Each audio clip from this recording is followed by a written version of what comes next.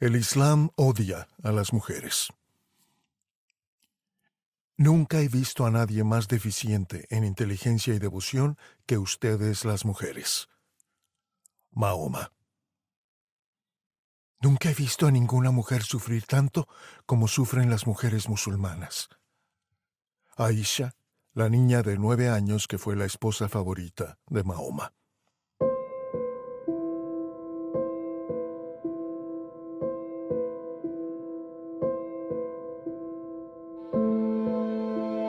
El paraíso es solo para hombres y el infierno está lleno de mujeres.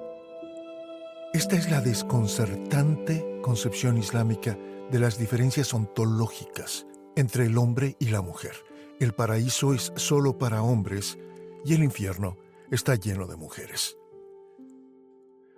Tradicionalmente, una mujer musulmana es valuada solo cuando apoya con total abnegación a su familia, como madre, como esposa, como hija, como hermana, es decir, como una criatura dependiente y al servicio de los varones en torno suyo, sus hijos, su esposo, su padre, sus hermanos.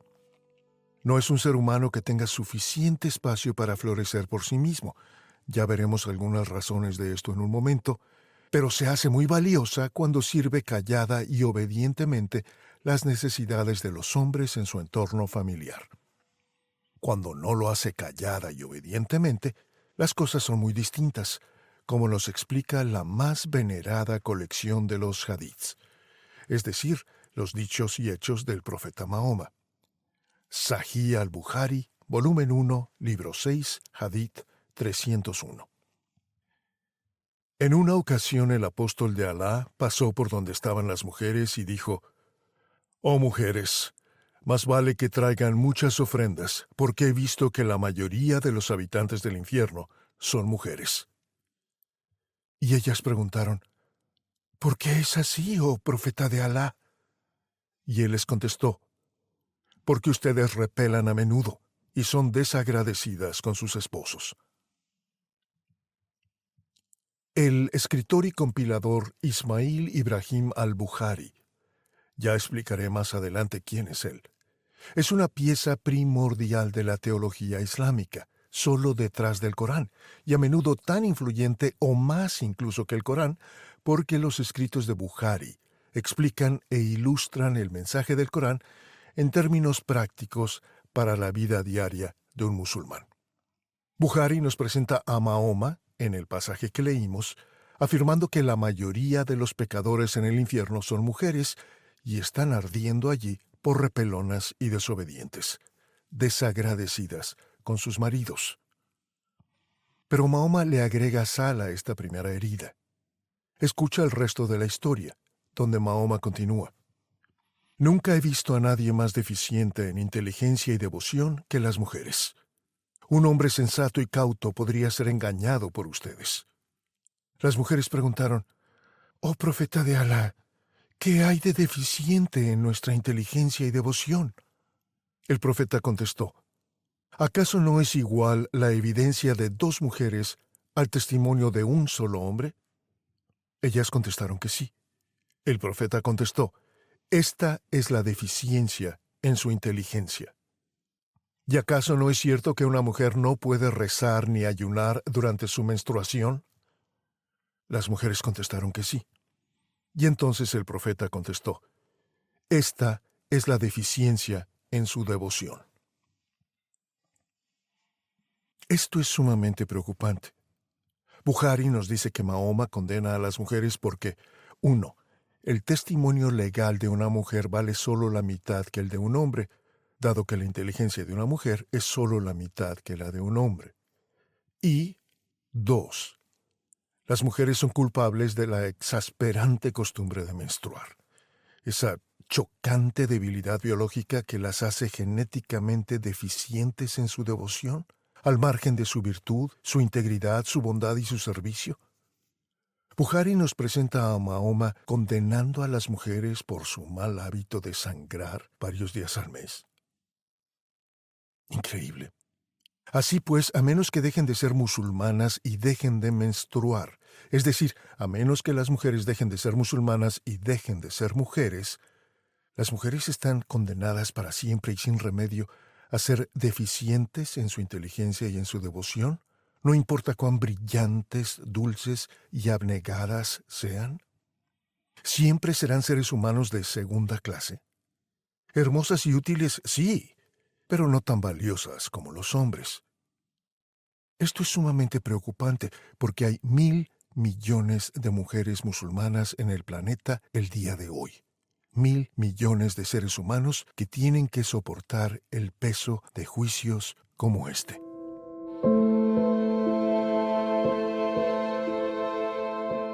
Permíteme hacer una obligada pausa para explicar qué cosas son los hadiths, historias a menudo tan desconcertantes como esta que te acabo de leer. También tendré que explicar quién fue Ismail Ibrahim al-Bukhari, el compilador de estas historias.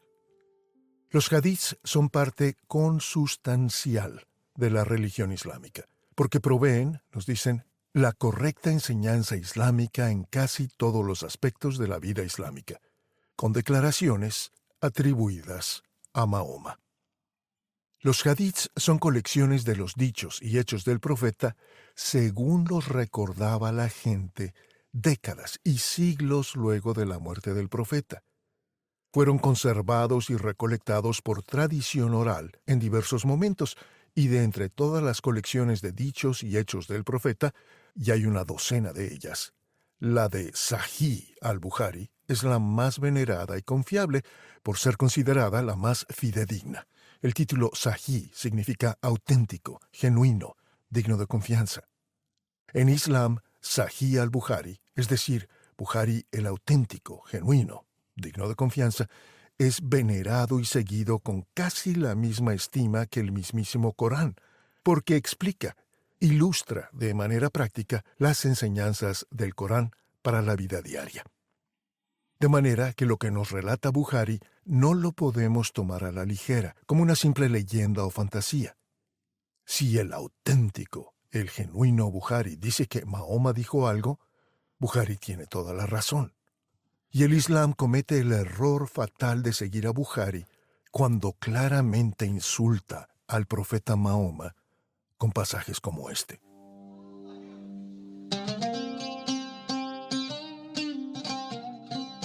Y permíteme otra pausa para aclarar quién era Ismail Ibrahim al-Bukhari y cuál ha sido su lamentable contribución a la historia del Islam por más de 1000 años ya.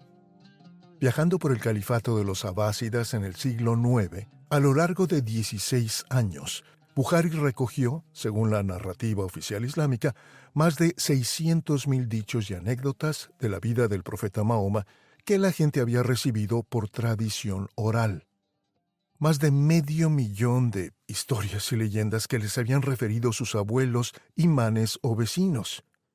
Y esto ocurre hacia el año 846, es decir, más de 200 años después de la muerte del profeta, ocurrida en el año 632. Es casi imposible imaginar hoy lo que esto implica, pero supón que apenas hoy, en la segunda década del siglo XXI, estuviéramos por fin ocupándonos de recoger los dichos y anécdotas de Simón Bolívar, o Francisco de Goya, o Ludwig van Beethoven, que vivieron hace 200 años.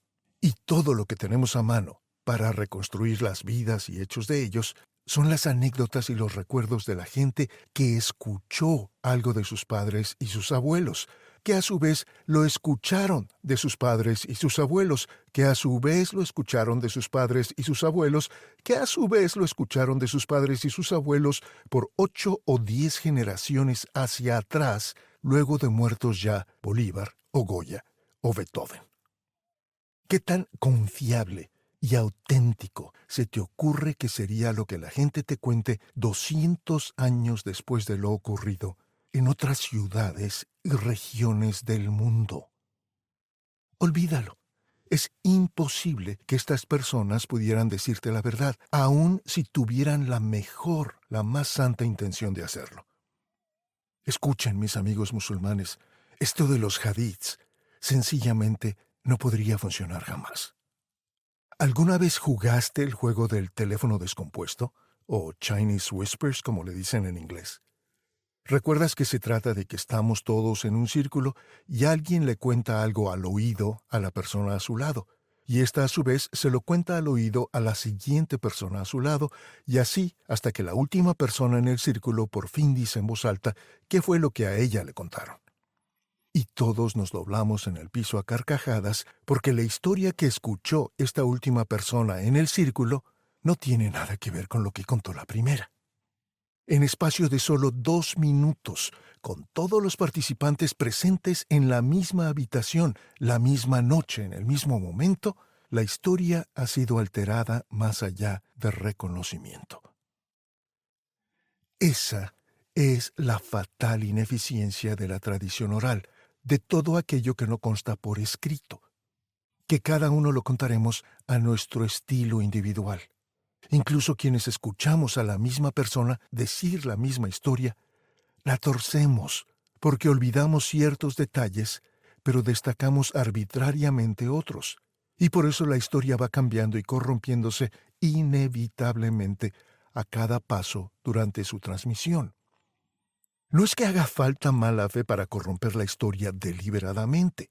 Es que los seres humanos somos incapaces de escuchar algo sin pasarlo por el filtro sucio de nuestra propia mente e ideas, e interpretarlo y corregirlo según nos parece más útil o adecuado. Al hacerlo, así tengamos la mejor de las intenciones posibles, torcemos inevitable e irremediablemente la historia original, porque cuando la contamos nosotros, ya pasó por el filtro o guillotina de nuestros gustos, prejuicios y experiencias personales.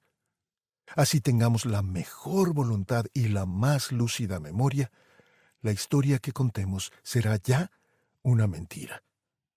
Y ese, mis amigos musulmanes, es el problema inescapable de los hadiths. Los hadiths podrían formar una buena colección de historias imaginarias del mundo árabe, como Sinbad el Marino, Alí Baba y los 40 ladrones, Aladino y la lámpara maravillosa. Pero, inexplicablemente, los guardianes barbados del Islam decidieron otorgarles a estas patentemente falsas y bochornosas leyendas atribuidas al profeta el estatus de ilustraciones genuinas y dignas de confianza de cómo vivir la vida musulmana. ¡Qué desgracia para todos! Fíjate que digo esto en defensa de Mahoma. Mis queridos amigos musulmanes, el Islam tiene aquí una debilidad fatal. El Islam tiene docenas de debilidades fatales, pero esta es una de las peores. ¿Cómo se atreven los piadosos musulmanes a arrogarle, a endilgarle a su profeta las mentiras y leyendas inventadas por gente muy menor, que nunca lo conoció en persona, que nunca lo escuchó en persona, ni lo estudió con dedicación y esmero, porque no sabían ni leer ni escribir? Y aunque supieran leer, no había nada por leer todavía. Pregunto con toda sinceridad, ¿cómo pueden los musulmanes piadosos seguir repitiendo y obedeciendo historias que hacen lucir a su profeta tan mal informado y tan mezquino? Digo esto en defensa de Mahoma. ¿Cómo se atreven los musulmanes a retratar a su profeta dictaminando, por ejemplo, sobre las virtudes medicinales de las alas de las moscas? Las moscas traen la enfermedad en un ala, pero la curación de esta enfermedad en la otra. Entonces, si las tragamos enteras, ¿no pasa nada? ¿Cómo pueden citar al profeta Mahoma hablando de los beneficios de beber la orina de los camellos para la salud? Hay videos en YouTube de personas que están haciendo esto, creyendo que siguen una enseñanza del profeta. Y aún más alarmantemente, ¿cómo pueden los piadosos musulmanes presentarnos al profeta Mahoma dictando sobre la manera correcta de azotar o latiguear a nuestras esposas? Ya hablaremos de esto. Desacatos así de grandes le son atribuidos a Mahoma por Bukhari y las otras colecciones de hadiths, porque son una docena. No lo digo yo, y me atrevo a pensar que tampoco lo diría Mahoma, pero sí que lo dice Bukhari, y por lo tanto lo repite el Islam. Las mujeres son la enorme mayoría de los habitantes del infierno y son genéticamente deficientes en su inteligencia y devoción porque Alá hizo a los hombres mejores que a las mujeres. ¿Cómo puede el Islam denigrar a las mujeres tanto así?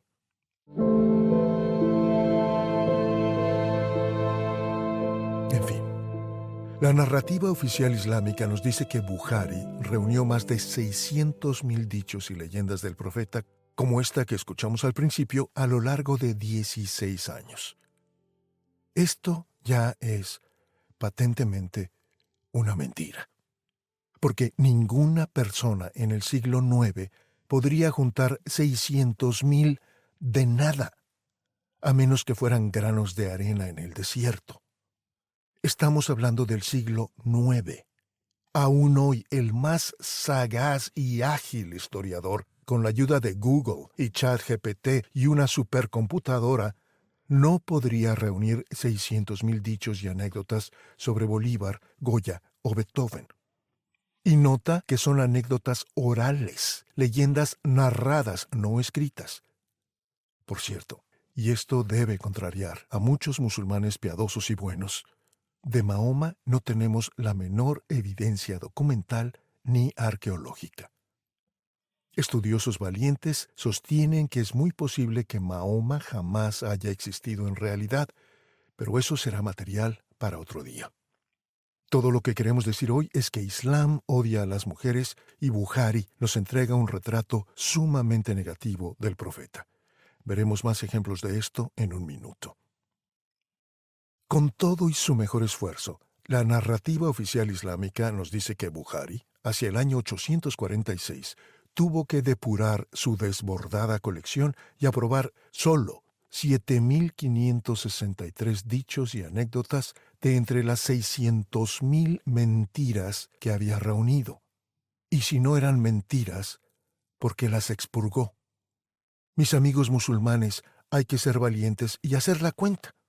Si Bukhari logró de verdad reunir 600.000 dichos y anécdotas atribuidas al profeta a lo largo de 16 años en el siglo IX, sin ayuda de archivos, bibliotecas, Google ni computadoras, eso quiere decir que logró escuchar, transcribir, anotar, archivar y clasificar más de 100 mitos y leyendas cada día, de lunes a lunes, sin parar ni descansar un solo día para comer, dormir ni viajar, durante 16 años seguidos.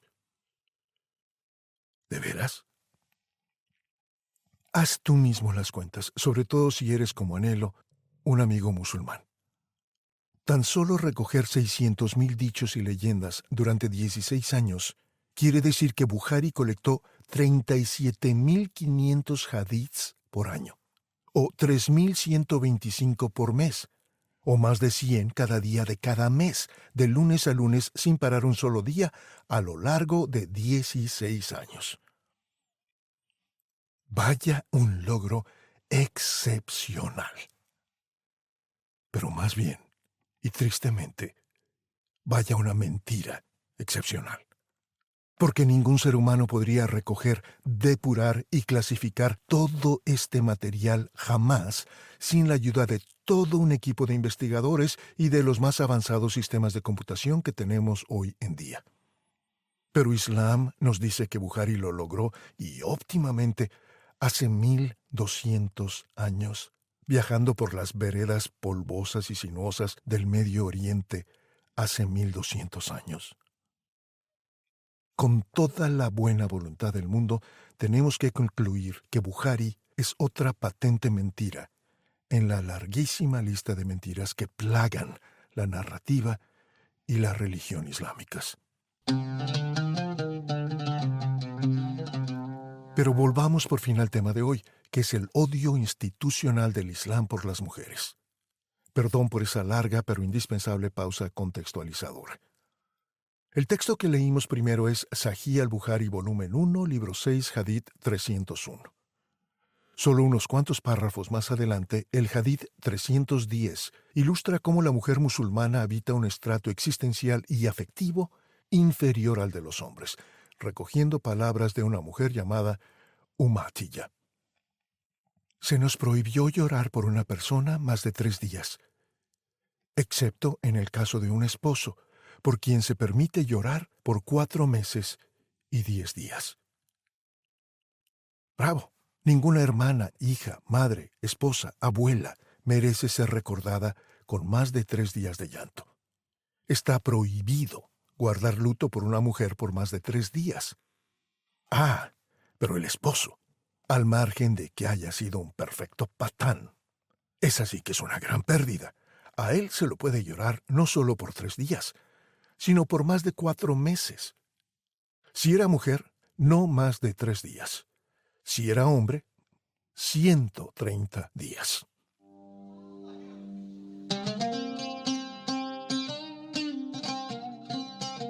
Sigamos con el fidedigno, el genuino Bukhari. Esto es lo que nos refiere Bukhari, volumen 1, libro 6, hadiths 301 y 310. En el volumen 7, libro 62, hadith 132. Y sí, qué complicado es esto de estudiar la teología y la historia del Islam, pero te dejo todas las referencias en las notas para que vayas y te tortures tú solito, tú solita. Hallamos este edicto. El profeta dijo: ninguno de ustedes debe azotar a su esposa como azota a una esclava, y luego tener relaciones sexuales con ella esa misma noche. Uf. Una vez más, el confiable y genuino Bukhari haciendo lucir sumamente mal al profeta de Alá. Ninguno de ustedes debe azotar a su esposa como azota a una esclava, y luego tener relaciones sexuales con ella esa misma noche. No importa cómo lo leas, suena espantoso, ¿no crees? Pregúntate, ¿qué profeta o avatar de qué religión que tú conozcas, imagines o practiques, se atrevería jamás a hablar siquiera de cómo azotar correctamente a tu esposa? Ninguno. Imaginas a Moisés, Confucio, Lao Tse, Cristo, Buda, Zoroastro, Krishna, Guru Nanak, Baha'u'llah, José Smith, Carlos Marx o incluso Carlos Darwin, tolerando que este pensamiento les cruzara siquiera por la mente. Y luego enseñando esto como una lección a sus discípulos. Pero según el confiable Bukhari, Mahoma, el profeta de Alá, no solo lo pensó, sino que hasta dictaminó en cruel detalle sobre este repulsivo tema de cómo azotar correctamente a las esposas. Y a las esclavas, por supuesto, porque según los hadiths y el Sirat, que es la biografía oficial del profeta, Mahoma tuvo cientos de ellas. Esto es muy alarmante. Si el profeta se hubiese detenido luego que Bukhari lo hace decir, ninguno de ustedes debe azotar a su esposa, estaríamos todos muy contentos y sintiéndonos muy civilizados. Por supuesto que nadie debe jamás azotar a nadie, mucho menos a su esposa. Pero según Bukhari, el Sahí, el fidedigno, Mahoma no se detiene allí, sino que continúa: ninguno de ustedes debe azotar a su esposa como azota a una esclava. Es decir, que lejos de prohibir que se azote a la esposa, ni qué decir de la pobre esclava, solo prohíbe que se azote a la esposa como a una esclava. ¡Ay, Gabriel, ya párale! Le paro. Por supuesto que los musulmanes educados y sensibles no van a azotar jamás a sus esposas. Son más inteligentes que eso. No imagino a Barack Obama azotando a Michelle Obama, por ejemplo. ¿Tú sí? Pero te imaginas a los yihadis de Al-Qaeda, Boko Haram, del ejército islámico, por ejemplo, o a tantísimos esposos abusivos a lo largo y ancho del mundo islámico en el largo transcurso de los últimos 14 siglos. ¿Cuántos de ellos están aún hoy azotando en este mismo momento a sus esposas e hijas con la total y explícita anuencia del profeta, según afirma Bukhari? Es escalofriante que el hadith de Bukhari te da espacio y licencia para interpretar a tu torcido gusto las palabras que le endilga a Mahoma. Si a tu esclava la azotas 30 veces, a tu esposa puedes azotarla 29 o 31 veces. y ya libraste el mandamiento y eres un virtuoso esposo musulmán. O también podrías usar un látigo distinto. ¿Qué te parece utilizar el negro para tu esclava y guardar el azul para tu esposa, quizás? Mientras que no azotes a la esposa como azotas a una esclava, ya cumpliste. Ganas puntos. Baraka. Pero más cruel aún que los azotes de ese día es la razón por la cual no es aconsejable azotar tan duro a la esposa. No porque la ames, no porque le debas ningún respeto ni gratitud, ¿qué te pasa? Sino porque esa noche te quieres acostar con ella. Quieres que esa noche tu esposa esté disponible y presentable para satisfacer tus apetitos y no convaleciendo en algún hospital. Y si estabas tan iracundo que la azotaste como a una esclava, y aquí no hay límite alguno de azotes porque la esclava es solo un objeto de tu propiedad y puedes hacer con ella como te plazca. Entonces, nomás no te acuestes con ella esa misma noche. Sacrifícate del placer de su cuerpo esa noche y ya libraste tu conciencia de buen esposo musulmán. Hombre, con razón Andrew Tate, Alpha Tate, Tigre Alfa, se convirtió al Islam. Estaba hecho para él. Andrew Tate no puede creer su buena suerte. Ahora tiene la sanción divina para ser el más macho entre los machos del planeta. Cuando conoces textos como estos, en que se basan la teología y la práctica diaria islámicas, ¿no te encantan el Islam y el auténtico, fidedigno Sahih al-Bukhari? ¿Cómo no esperar que todas las mujeres del mundo vean la luz y corran para abrazar el Islam, la religión perfecta para toda la humanidad, como proclama el Corán, capítulo 5, versículo 3? Textos crueles y despiadados como estos dejan claro que la esposa no es más que un mueble más o menos útil. No patees demasiado duro a tu silla, porque esta noche te vas a sentar a cenar en ella y quieres que todavía te sirva. No te alarma que no se cuestiona que la esposa es azotable, ni se pregunta por qué motivos un esposo querría o tendría nunca siquiera el derecho a azotarla, como a una esclava. Todo lo que se recomienda es que no se la azote tanto que deje de servirte. Porque aún azotada y sangrante, tu esposa sigue teniendo la misión divina de amarte y satisfacer tus torvos apetitos. Esa misma noche, luego que la azotaste hasta la sumisión. Sumisión. Precisamente el significado de la palabra Islam.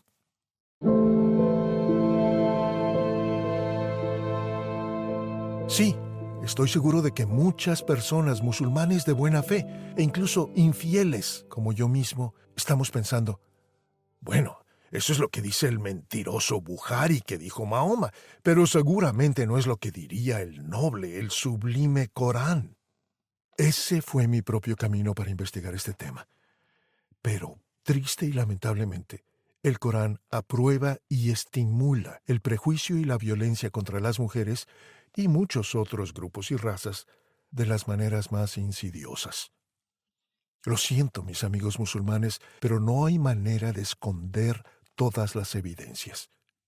Si algún día te animas a buscar consejería matrimonial en el Corán, esto es lo que te enseña la sura, el capítulo 4:34.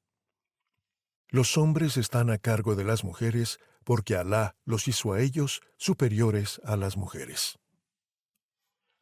Bien, pues con estas normas básicas, estas reglas básicas de conducta, seguimos adelante con confianza. Este ya no es Bukhari. Este es el mismísimo Corán, que según la narrativa oficial islámica son palabras incontestables, eternas de Alá. No importa lo que valga una mujer, lo que logre una mujer, cuán brillante, amorosa y genial pueda ser una mujer. Y tú y yo conocemos a miles y miles de mujeres así de hermosas. Su problema es que Alá no le dio la distinción de ser hombre. Punto. Esto es lo que dice el Corán.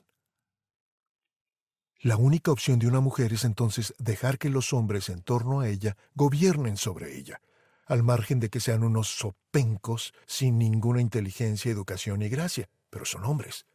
Las mujeres son genéticamente inferiores a los hombres porque Alá hizo a los hombres superiores a ellas.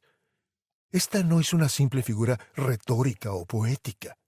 En pleno siglo XXI vemos cada día las consecuencias de esta teología coránica en Arabia Saudita, Pakistán, Malasia, Indonesia o Irán, por mencionar solo unos cuantos países incondicionalmente musulmanes. No importa cómo tratemos de explicarlo ni justificarlo, debemos concluir que el Islam odia a las mujeres. Escucha el resto de la sura, el capítulo 4:34 del Corán. Las mujeres rectas son devotamente obedientes y en ausencia de sus esposos, protegen sus partes íntimas. En cuanto a aquellas mujeres en las cuales observen mala conducta, amonéstenlas, rehúsense a compartir su cama y golpéenlas repetidamente. Pero si vuelven a ser obedientes, no busquen otras maneras de castigarlas más. Alá es siempre alto, exaltado, grandioso. Cáspita. Esto es sumamente inquietante, porque este es un texto sagrado para la tercera parte de la humanidad. Este es el texto inmutable del Corán, las palabras eternas e impolutas de Alá, el Todo Misericordioso. Ve por favor y búscalo en Google. Corán 4:34. Lee todo el capítulo 4 del Corán ya que andas por ahí. A las mujeres problemáticas tenemos que golpearlas repetidamente. ¿Y cómo se te ocurre que habría que hacer esto? ¿Tenemos que molerlas a palos? El Corán te da claramente el permiso de golpearlas y luego lo deja abierto a la interpretación de cualquier violento, cualquier colérico, cualquier psicópata que lea el texto. Y aquí gritan ofendidísimos los defensores del Islam, diciendo que el texto no dice que haya que golpearlas repetidamente. Solo dice que hay que golpearlas. Hay que golpearlas. Mucho o poco tú decides, pero hay que golpearlas. Si esto te suena imposible de creer, si piensas que seguramente estoy mintiendo y que el original en árabe decía algo muy distinto y esta es solo una mala traducción del árabe original, y quieres que algún gran teólogo islámico clarifique el significado y te lo explique más correcta y más directamente, considera el comentario del venerado Al-Qurtubi respecto al Corán 4:34.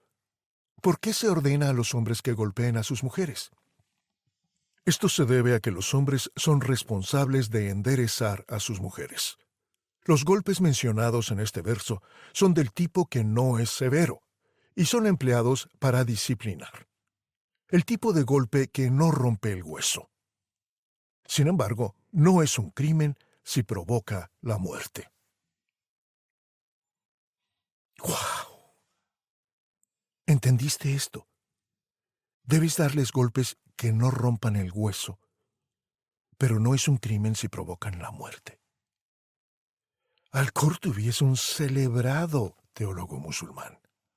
Quizás debemos buscar en otro lado entonces y toparnos con el análisis de Al-Tabari, otro venerado teólogo musulmán, para ver qué nos aconseja a él, a todos los varones, sobre cómo lidiar con las mujeres difíciles. Átenlas en sus casas y golpéenlas hasta que obedezcan el mandato de Alá a favor de ustedes. Átenlas y golpéenlas hasta que obedezcan el mandato de Alá a favor de ustedes. Esto es abominable. Habrá que buscar en otro sitio, pues. La tercera es la vencida. Otro dulce y venerable barbudo islámico, Ibn Hajar, quien según Wikipedia fue un erudito islámico clásico cuya obra constituye el resumen final de la ciencia del hadiz. Ibn Hajar nos enseña comentando sobre la ingratitud de las mujeres a sus maridos. El profeta dijo: si hubiera ordenado a alguna persona postrarse ante otra, habría ordenado a la mujer postrarse ante su marido. Así que el profeta asoció los derechos del marido sobre su mujer con los derechos de Alá. Si una mujer se queda corta en el cumplimiento de los derechos de su marido, entonces se está quedando corta en el cumplimiento de los derechos de Alá. Escucha, querida mujer musulmana, por quien siento el más grande respeto y compasión. Es por ti y por 1.000 millones de ustedes, mujeres musulmanas, que todos debemos pelear esta batalla. El Islam dicta que tu marido es tan digno de respeto y veneración como tu Dios. Porque si le fallas a tu marido, le fallas a tu Dios. Pero entonces, si tu esposo es tu Dios o como tu Dios, te has convertido en una idólatra. Y ahora sabes que debes abandonar a ese marido y abandonar el Islam.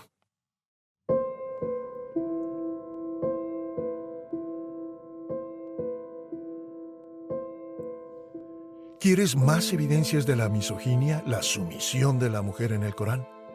Según el Corán 4:11, los hijos varones deben heredar una porción igual a la de 2 mujeres, es decir, los hombres deben recibir el doble que las mujeres. El Corán 4:12 instruye que cuando una esposa muere, el esposo debe recibir la mitad de todo lo que ella haya dejado. Pero si el esposo muere, ella solo puede recibir una cuarta parte, la mitad de lo que él haya dejado.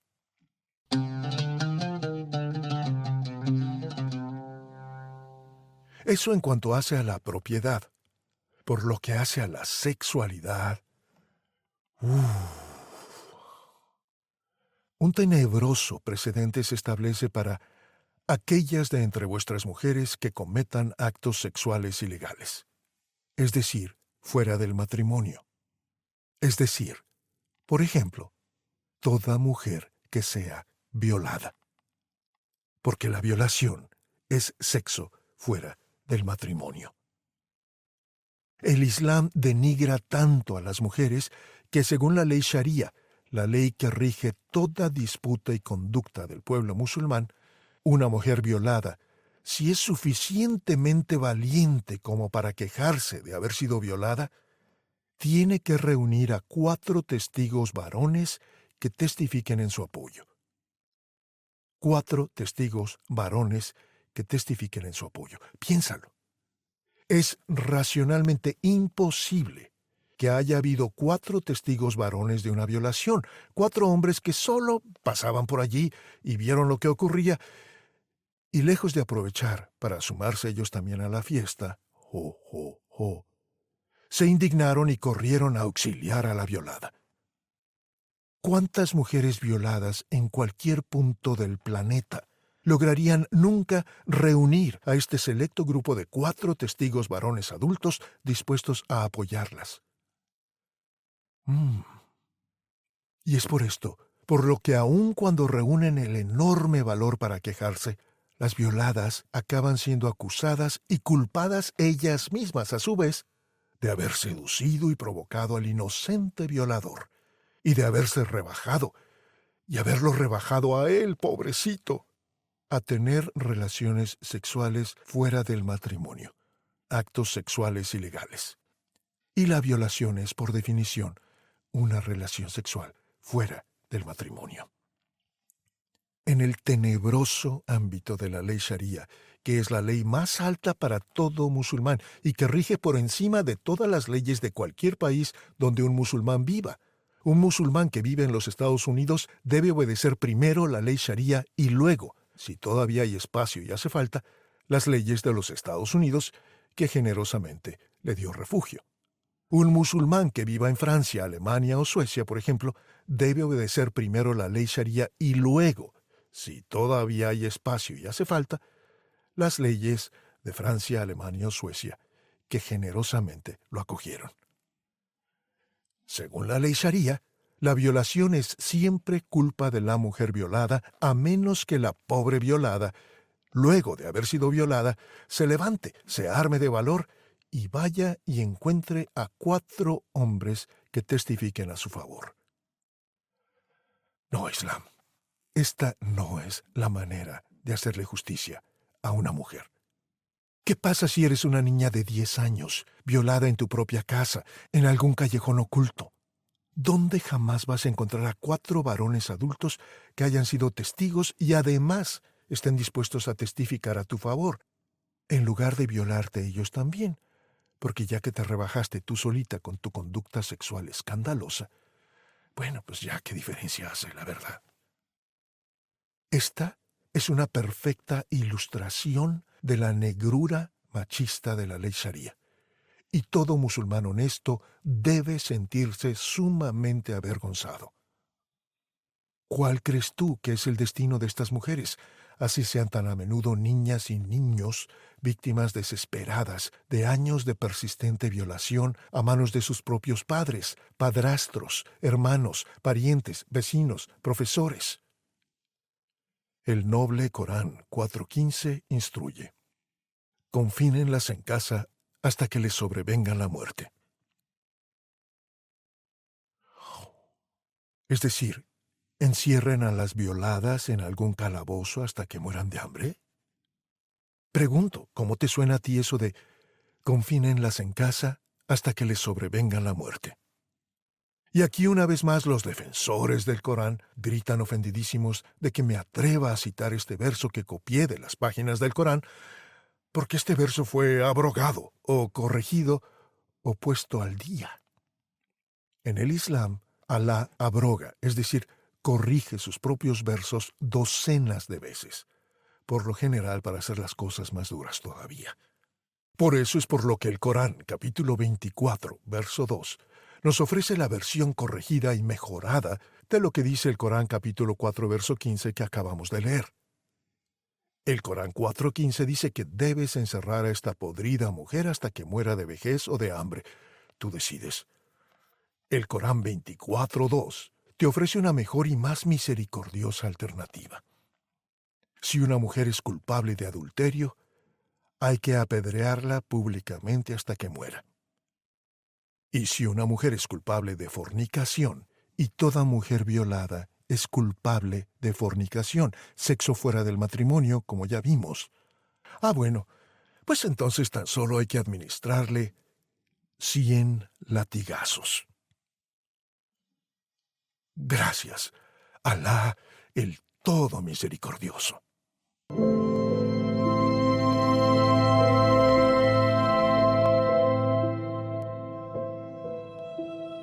No importa cómo le demos vueltas y tratemos de interpretarlo, el Corán y los hadiths, los dichos y hechos atribuidos al profeta Mahoma, nos enseñan que las mujeres son, por decreto, inferiores en inteligencia, devoción, valor, estima, biología y carácter a cualquier hombre, por palurdo que este hombre sea.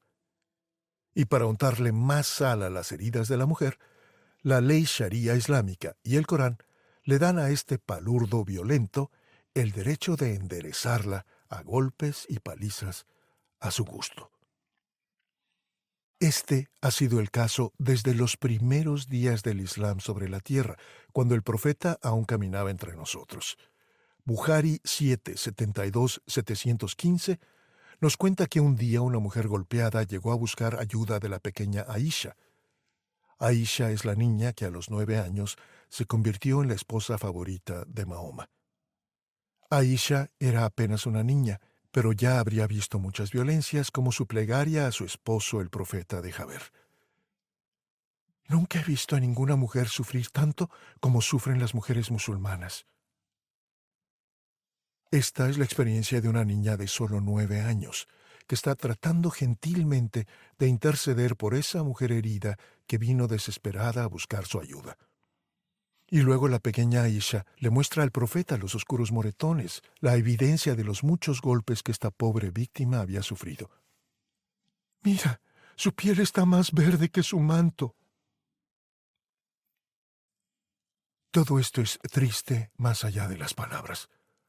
Porque 1.000 millones de mujeres están viviendo aún bajo el peso sofocante de leyes y costumbres como estas que hemos examinado hoy y muchas más.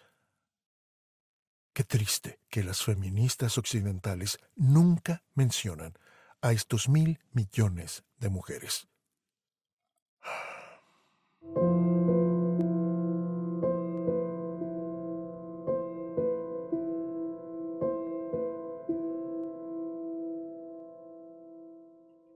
Los defensores del Islam y el Corán 5.3 nos dicen que Islam es la religión de la paz, la religión perfecta para la humanidad entera en pleno siglo XXI.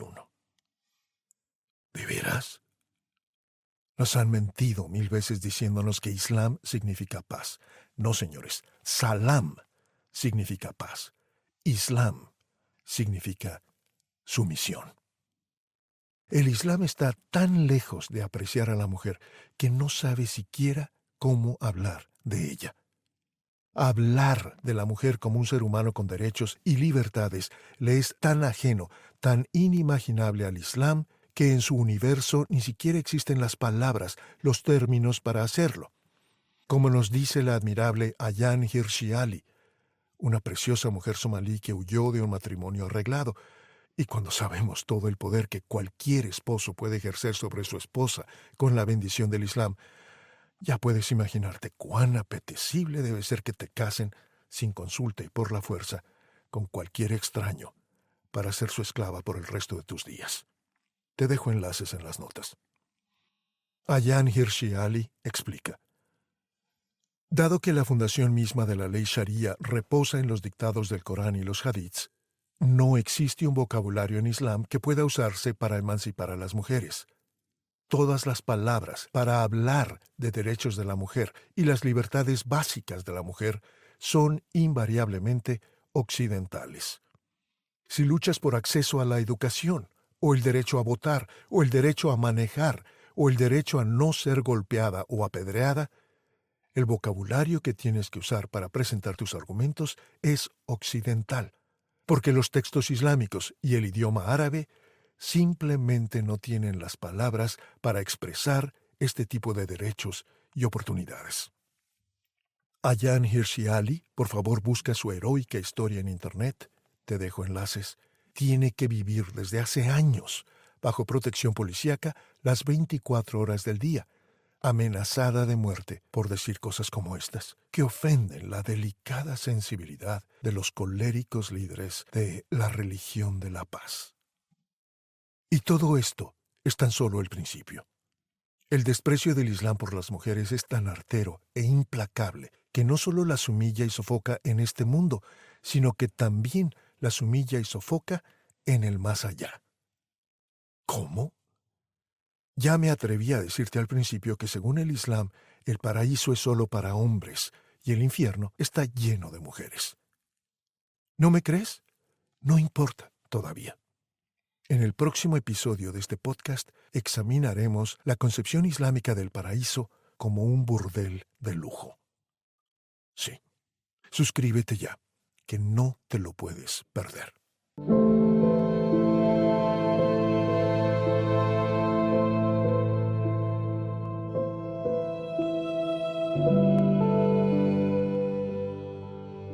Gracias por escuchar. Mi nombre es Gabriel Porras y soy filósofo, periodista, editor, productor y artista de voz. Visítame en gabrielvoice.com y murmullosradiantes.com para conocer más de mi trabajo. Y no dejemos en el olvido a esas 1.000 millones de mujeres musulmanas viviendo hoy bajo condiciones como las que hemos descrito. Gracias.